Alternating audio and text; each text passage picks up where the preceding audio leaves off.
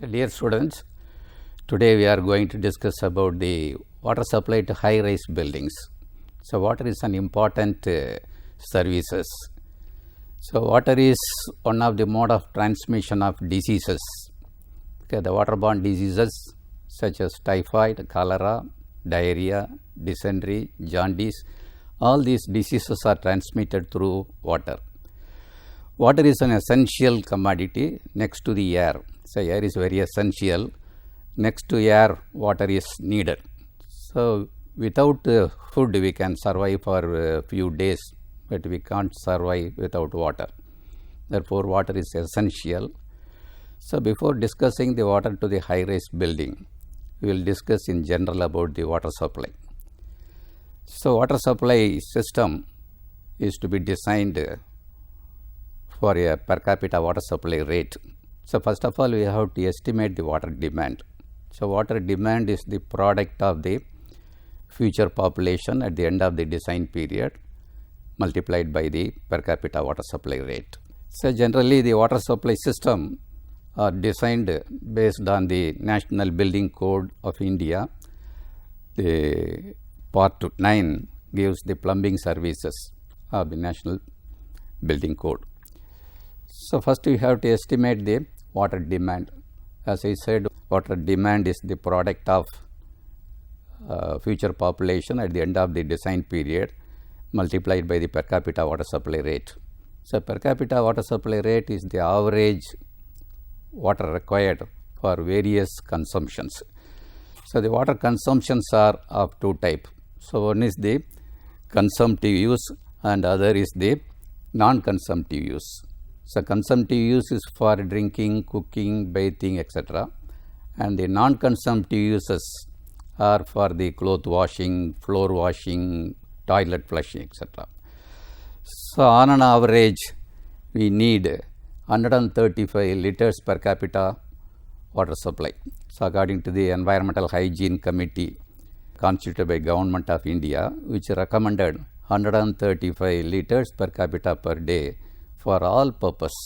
So, out of which we need 70 to 100 LPCD for the consumptive use like drinking, cooking, bathing, etc. The remaining water is for other uses, non-consumptive uses. So, further in general, the water required for firefighting also to be included, but this firefighting requirement will conform the Part 4 of Fire and Life Safety of the National Building Code.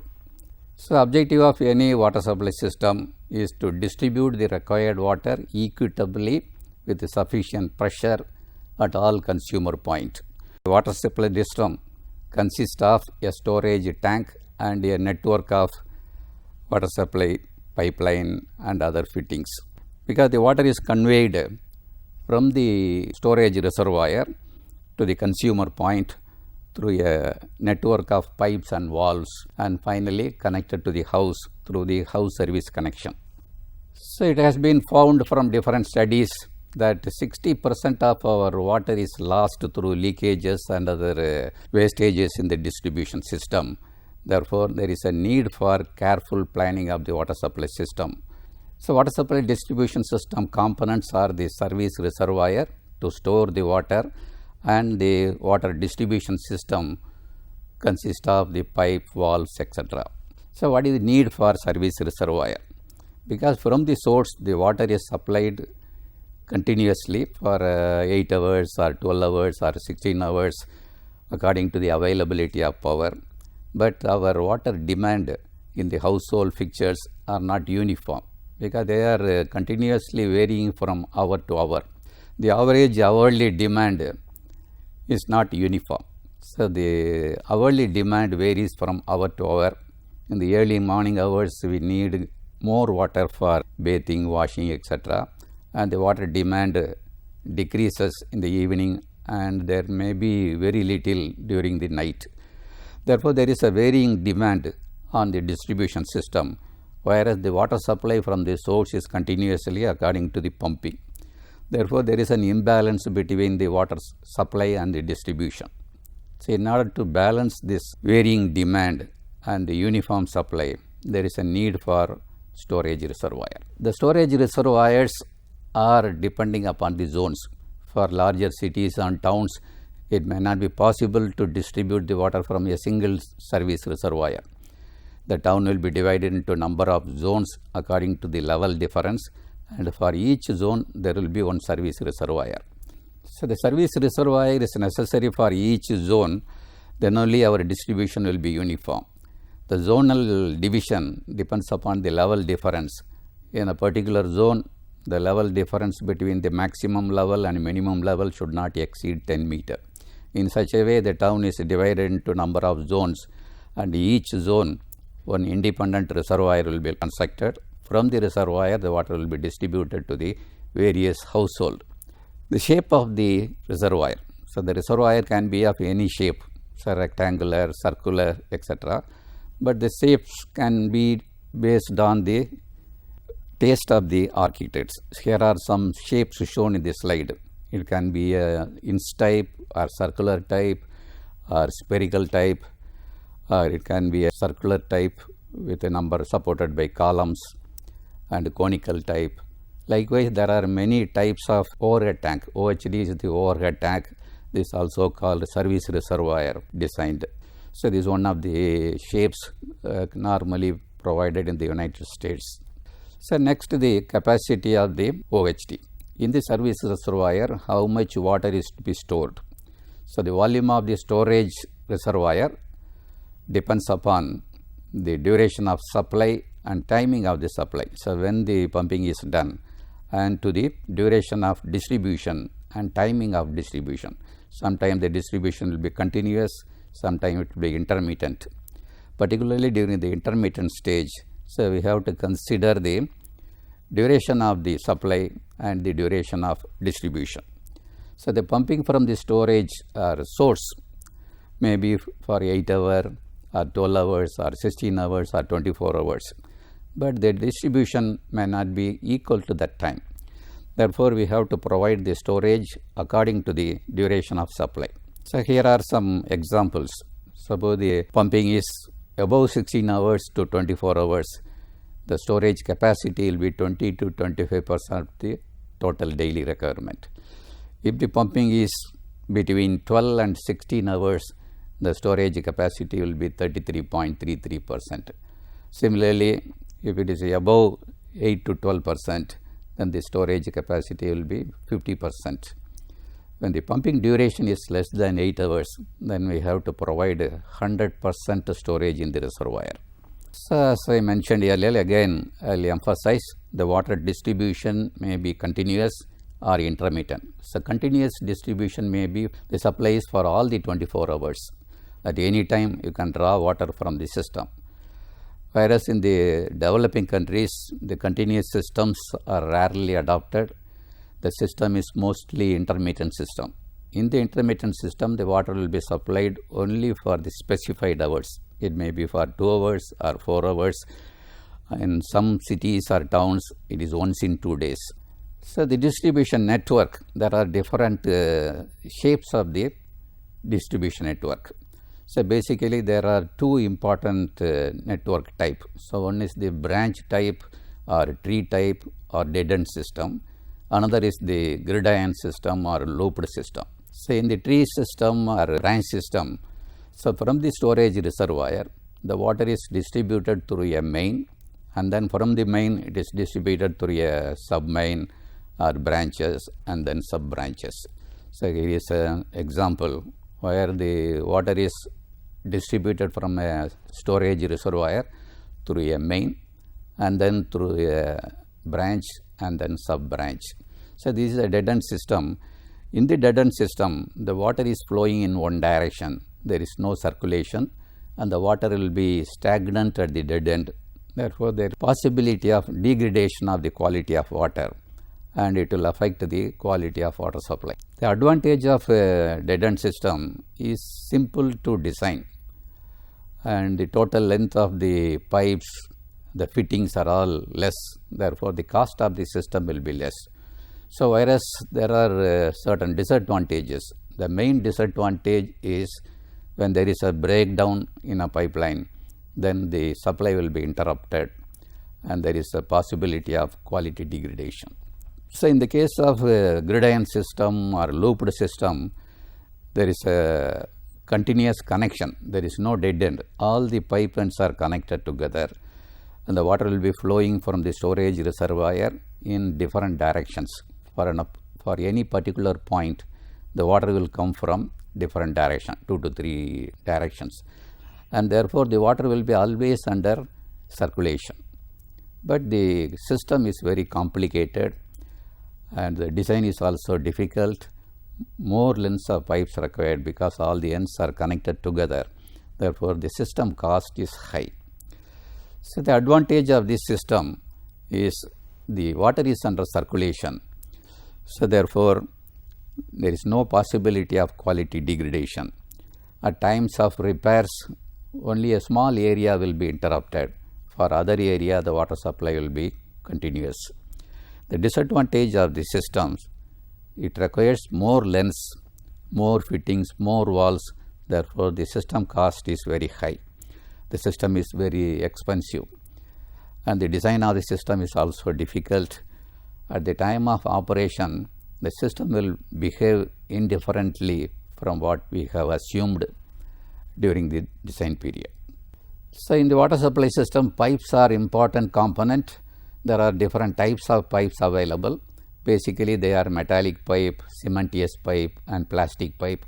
Under metallic pipe, there are cast iron pipes, ductile iron pipes, mild steel pipes, galvanized iron pipes. And then under cement pipes, pre-stressed concrete pipe, asbestos cement pressure pipe. In the plastic pipe, the rigid polyvinyl chloride, the commonly called PVC pipes, the polyethylene pipes, in which you have 2 different types of pipes, high density polyethylene pipe called HDPE pipe, medium density polyethylene pipe called MDPE pipes, and also the fiber reinforced plastic pipes, FRP or GRP, glass fiber reinforced plastic pipes. So, among these pipes, the iron pipes are very sturdy and used for a long time, but very expensive. In the iron pipe, the ductile iron pipes are nowadays used. You can see the pipes, they are available in socket and spigot ends. One end we have the bell and the other end plain. The bell end is called socket end, the plain end is called spigot end. These pipes are generally called S&S, socket and spigot pipes. In the ductile iron pipe, the important thing is the inside of the pipe is lined with a cement mortar. Therefore, the deterioration of the pipe material is limited. So, in the pipe distribution, the inside of the pipe causes some friction to the pipe, the water movement. So, when the water is moving, the water is subjected to friction. Therefore, the energy loss from the pipe material, inside of the pipe material. When the pipe inside is provided with a cement mortar, the inside becomes smoother. Therefore, the friction loss is reduced. That way, the ductile iron pipe has advantage. It has smooth pipe. Here you are seeing the mild steel pipes. The mild steel pipes are manufactured by bending the mild steel plate and welding. For large diameter pipes, so more than 1000 mm or 1500 mm, generally the mild steel pipes are preferred. So, mild steel pipes are liable for corrosion. Therefore, normally these pipes are laid above ground and protected with painting at times. So, these are the galvanized iron pipe. So, galvanized iron pipes are of smaller diameter, so mostly used in the plumbing. So, inside the buildings we are using the GI pipe for plumbing fixtures. But the main disadvantage of the galvanized iron pipes is the corrosion. The pipes are liable for corrosion and the life is only 10 to 15 years. In most cases, due to the poor quality of water or poor soil or exposed to the environment, the pipes corroded very quickly. Therefore, nowadays the GI pipes are not preferred. Alternatively, PVC pipes and polyethylene pipes are used. So, this is the pre-stressed concrete pipe for conveying large quantity of water. The pre-stressed concrete pipes are manufactured. Here inside of the pipe is very smooth, therefore, the frictional loss is less, but the pipes are very heavy. for transportation and installation. It requires the crane and other machineries. So these are the polyvinyl chloride pipes. So these are in the market for more than 30 years. The pipes are manufactured from 15 mm to 315 mm outer diameter. So it's normally other pipes are defined in terms of internal diameter. The plastic pipes are defined in terms of the outer diameter because of the smaller thickness. So polyvinyl chloride pipes, PVC pipes, are manufactured of the size 15 mm to 315 mm. It has a very smooth surface, therefore lesser frictional loss, easier for the transportation because of the light weight, and fixing etc. is simple. The polyethylene pipes, so today polyethylene pipes are being used in large water supply scheme. The HDP pipe for the external transports, so large quantity transport, and the MDP pipes are for lesser quantity, particularly in the buildings for the plumbing system. The medium density polyethylene pipes are nowadays used. The main advantage is it has a smooth inner surface, therefore the energy loss, friction loss is very less, and the pipe can be bent easily, so without need for other bends and other fixtures. Therefore it is easier to install the MDPE pipes.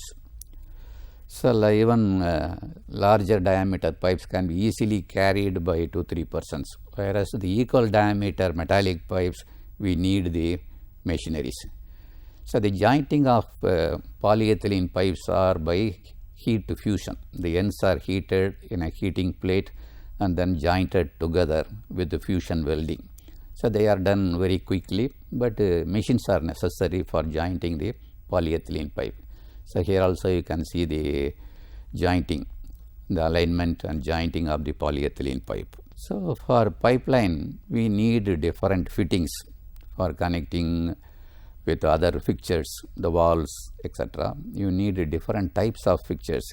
Here many fixtures are shown, like T's, branches, T's, and traps. The last one is a trap that is normally used for the sanitary plumbing. So these are all bends used in the plumbing system. Again, the cast iron or ductile iron fittings used in the large diameter pipes conveyance. And many valves are necessary. So here you are seeing the sluice valve in order to control the flow. So to stop the flow or allow the flow to go, we need the sluice valve. There are different types of sluice valves. The cross section of the sluice valve, here the shutter will be lowered and raised by operating the wheel. So the sluice valves are generally used in the large diameter conveying main, but operation of the sluice valve you require to turn the wheel several times. Therefore during that time there is a passage of water in large diameter pipes likely to cause water hammer and other problems. Therefore they are replaced with butterfly valves. So these are the butterfly valves with horizontal axis operation or vertical axis operation. By 90-degree turn you can open or close the butterfly valve. So nowadays the butterfly valves are used in larger extent, replacing the sluice valves. Similarly for the plumbing, the household plumbing, so you need different types of valves like gate valves. The gate valves are used in smaller diameter pipes, so 15 mm diameter pipe or 20 mm diameter pipes. The gate valves are generally used, not the sluice valves. So these are the globe valves to regulate the flow. Here the water is flowing from the upstream end and goes through the ball and then coming again to the downstream end. Therefore here it is possible to regulate the flow. We can reduce the quantum of flow or increase the quantum of flow. In sluice valve and gate valve there is no possibility of control the flow, where you can allow the flow or stop the flow, whereas in the globe valve you can regulate the flow. You can reduce the quantity of flow or increase the quantity of flow. So these are the cross-sectional arrangement of the globe valve, where the water will come and then go through the shutter or ball and then come to the downstream side. Here we can control the flow. The opening can be adjusted by operating the wheel. This is the cut section where you can see this globe. This is a ball type one. This can be operating the wheel, and in order to adjust the opening so that we can increase or decrease the flow. So you have seen the different types of valves, globe valves, gate valves. There is one check valve. The check valve is to allow the non-return of the flow. Particularly after the pump, the water has to flow in one direction only. Sometimes there will be a reversal of flow. At that time, the check valve will allow the reversal of flow. So another important valve needed in the water distribution is the pressure reducing valve. So particularly in buildings, when you are supplying water from the elevated tank, the water will come under high pressure, and if you give connection to different floors from a common main, there will be a pressure difference in different floors because of the elevation difference. This happens in the larger conveying main also. So here we are allowing the pressure to reduce by introducing the pressure reducing valve. So we can set the upstream pressure and downstream pressure. The upstream pressure is 8 bar or 8 kilogram per centimeter square. You want to reduce to 3 bar, 3 kg per centimeter square. We can set in the valve with 8 bar upstream pressure and 3 bar downstream pressure, so that the valve will automatically adjust the pressure and maintain the pressure in the downstream section to 3 bar.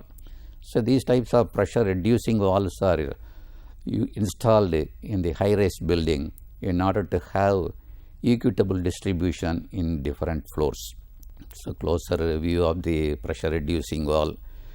Here this wheel arrangement is adjusting the diaphragm so that the pressure is controlled, and therefore the downstream flow will be regulated. So in large water supply transmission, the air valves are important valves, because before commissioning the pipe is filled with air. Unless the air is removed, the water will not flow. So for which we have to provide the air valve which expel the air from inside of the pipe so as to allow the water to flow forward. Similarly, at the time of emptying of the pipe, there will be vacuum inside the pipe. In the vacuum, the air has to fill up. The air valve facilitates the entry of air into the pipe system so that the vacuum is avoided. So in water supply system or transmission system, we have to provide a sufficient number of air valve, at least 500 to 1000 meters spacing, so that the system will function satisfactorily. So this another type of air valve, kinetic air valve. This also controls the pressure. The next we need pumps. In water supply system, pumps are necessary, particularly lift the water from lower elevation to higher elevation, lifting the water from wells to the overhead tanks. There are different types of pumps. The pumps are available as a centrifugal pump, submersible pump and jet pump. The centrifugal pumps are used for smaller water supply to larger water supply, handling small quantity to larger quantity. It is operated with the centrifugal force. It consists of a pump and a motor. So this is the pump and this is motor. The purpose of motor is to rotate the impeller provided inside the pump, and this is the suction. The suction pipe connected to the sump or well. From there water is to be pumped. At the center of the pump, this is the pump, here the water will enter. So inside the pump you have the impeller. So the impeller will be rotated by the axis of connected to the motor. So when the impeller is rotated, the vacuum will be created inside the volute. So this is called volute, where you have the impeller. The center of the impeller is I, which is connected to the suction. So when the impeller is rotated, some vacuum will be created inside the volute, to which the water will flow from the sump or well. So when the impeller is continuously rotated, the water will be continuously pumped. So here you can see the cut section of the pump. This is a monoblock pump where motor and pump are connected together, and this is the cut section of the centrifugal pump. So this is the pumping station where a number of pumps are erected, where you have the pump and motor on the sides. So this is a suction side controlled by valve, and the bottom you have the footwall which operates and allow the water to pass through. So advantage of the centrifugal pump, it is easier to install. Even unskilled person can be able to install and do the rectification. It has a high efficiency and simplicity, compactness and adaptability for different method of driving. So we can use the electrical drive or diesel operated drive, or even you can connect the windmill which can operate the pump. So main disadvantage of the centrifugal pump is to remove the air from the suction side. There is a need for priming. The air is removed by adding water, so that the air is slowly removed from the suction side. Then only the water can be pumped. For any pump to operate, the creation of vacuum is necessary. If you install a pipe into a water tank or sump, the water will rise to 1 atmosphere if vacuum is created. But due to the imperfection of the pump and other connections, you can easily raise up to a maximum of 6 meter suction. Therefore, the centrifugal pumps are limited to 6 meter suction. The suction head is equal to the difference between the center line of the pump to the water level in the well, the operating water level in the well. So wherever the suction head is more than 6 meter, the centrifugal pump is not suitable. You have to go for other type of pumps. The next type of pump is the submersible pump. Here the pump and the motor is coupled together and manufactured as a single unit. The entire assembly is lowered into the water. So therefore, the pump and the pump is already submerged. The suction head becomes zero, because the central line of pump is inside the water. Therefore, no suction head. Therefore, we can lift water from any depth, 20 meter, 40 meter, 50 meter. From any depth, the water can be lifted through submersible pump. Here both the pump and the motors are erected together as a combined system. Here you can see a submersible pump assembly. This is the pump assembly, consists of number of bowls. These are the bowl. Each one is the bowl that depends upon the height to which the water is lifted. So more height means we have to provide more bowl assembly, and the bottom you have the motor. So this motor and pump are connected by a shaft, central shaft, and in between you have the intake. The water will enter only through this intake and then go up axial direction. Whereas in the centrifugal pump, the flow is through radial direction, whereas in the submersible pump, the water is flowing in the axial direction from bottom to top.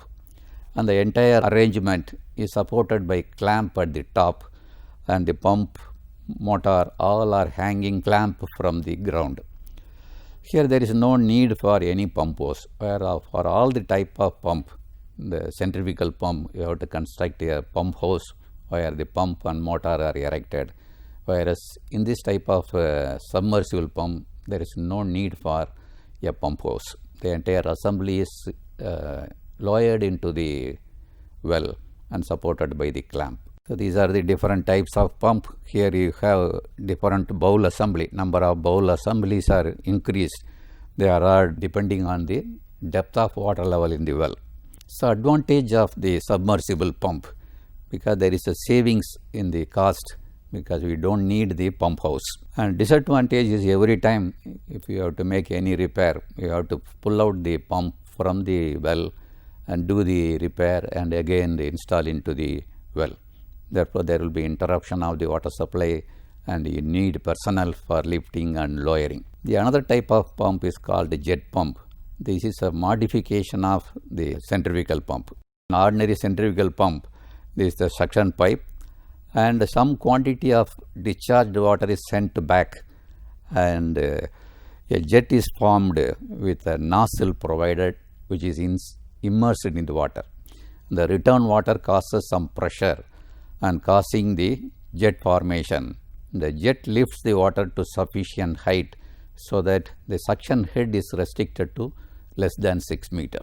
The purpose of return pipe or pressure pipe, this is the pressure pipe which takes the water to create a jet at the jet assembly so as to lift the water nearer to the pump, so that the suction head is limited to 6 meter, then the water can be pumped.